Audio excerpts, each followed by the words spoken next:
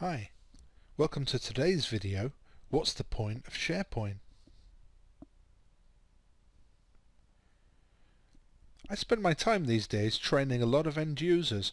One thing that they often ask me is, we already use email collaboration and we have file shares. Why do we have to use SharePoint to collaborate on information? They're often unclear what SharePoint has to offer at all above their existing tools.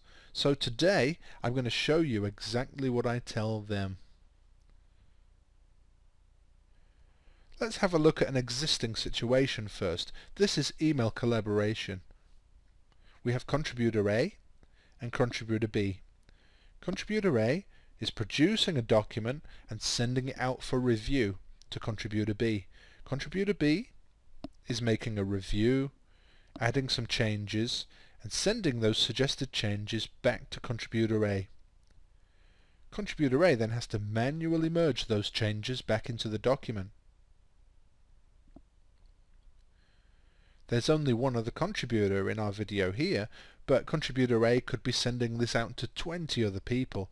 Just imagine the amount of work that contributor A has to do to merge all those changes back into the document, and then when they're merged, it's sent out again for another review and possibly another round of merging comments.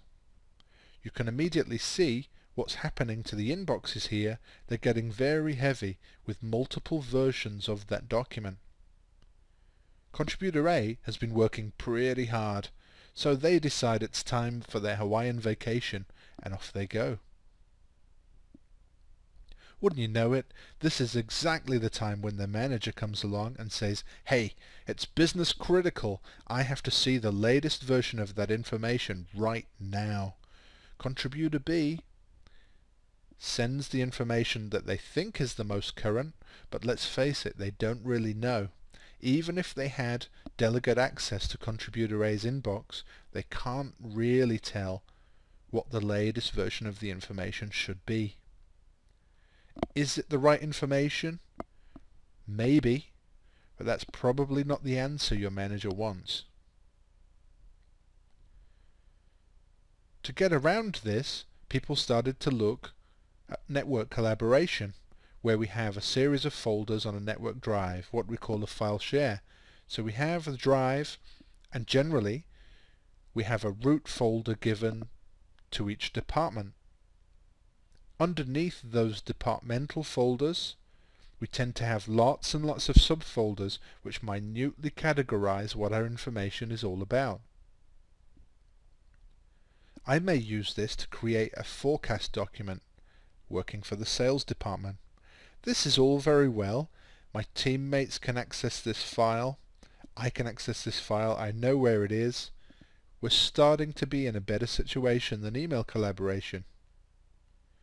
Unfortunately, one of my teammates notices a mistake I've made, which is that forecast documents are always filed in the forecasts folder, not in the documents folder. But they forget to tell me about their helpful move to the different folder. This is all very well, but it creates a few problems for me. When I click in recent files in Word, it's going to tell me that it can't find that file anymore, and when I go to the folder where the file was, I have no clue where it's gone.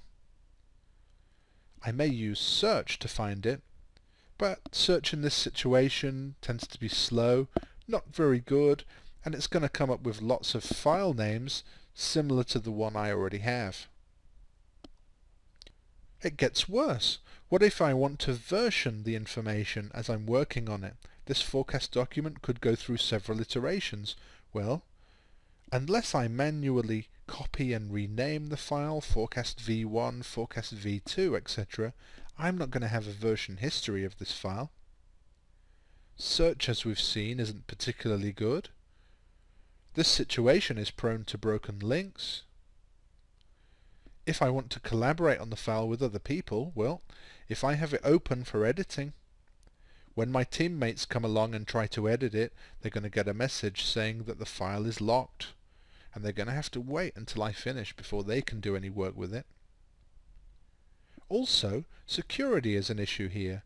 For one thing, If I want to share this document with anyone outside the sales department, for instance marketing, well, the general setup is that a department folder only allows access to people from that department. They can't get access to the content in the other department folders. So I'd have to set up some special permissions for marketing to see my file, or perhaps email it to them, but it's not very satisfactory. The other thing, of course, is I may have colleagues who have access to the forecasts folder, but I don't want them to see this file. To handle that, maybe I have to create some extra folders which are specially secured. Once again, it's just not very desirable. How can SharePoint address some of these issues? Well, first of all, SharePoint has got really good versioning capabilities built in. We have a thing called major and minor versioning, draft and published. Let's see how that works. Okay, so our contributors are back. We have contributor A and contributor B. Contributor A creates a document, and when they check it into SharePoint, it becomes version 0.1. This is something we call a minor version because it's the number after the point which is incremented with new versions. Contributor B makes some changes to that document, they check it back in the same place, and we now have a new version retained, version 0.2. Notice we have both versions there, 0.1 and 0.2. These are being kept for us automatically by SharePoint. When we decide that this content is ready for the general readership, we will publish it and change it to be published, the state of published. It's now a major version, version 1.0. Major versions are where the number after the point is always 0. What's the difference between a major published version and a minor draft version? Well, it's this. When our readers come along to the library to view documents, they can only see the published major versions of documents.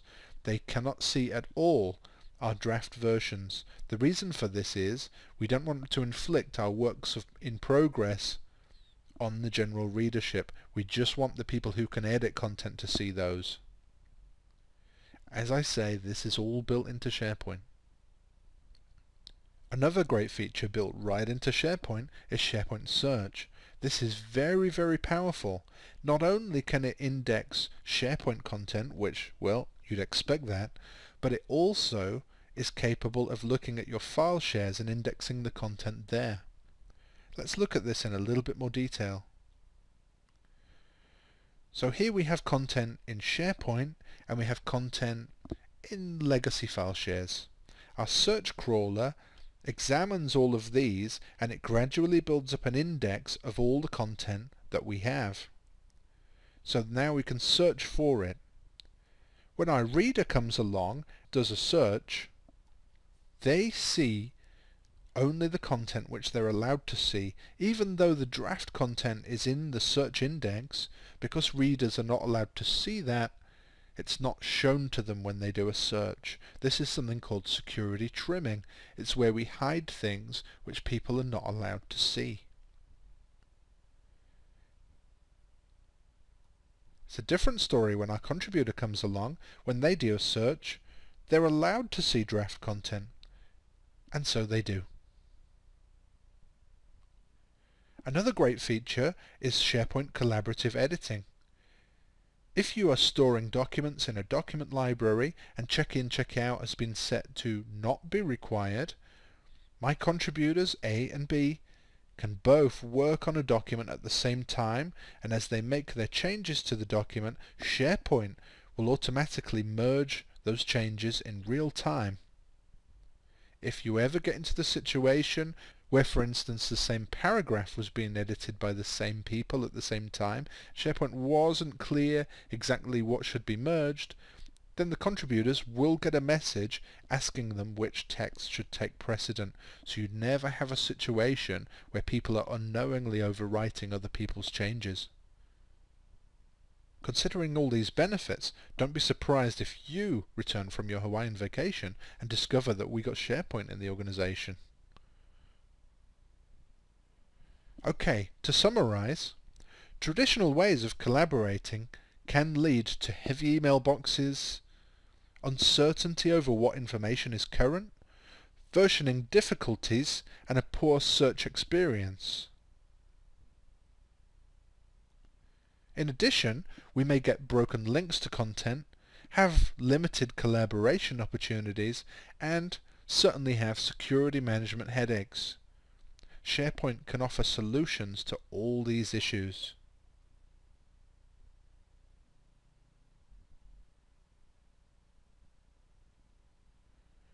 If you'd like to read more about my take on SharePoint, feel free to visit my blog at www.the-north.com/SharePoint or follow me on Twitter, the handle you see on the screen.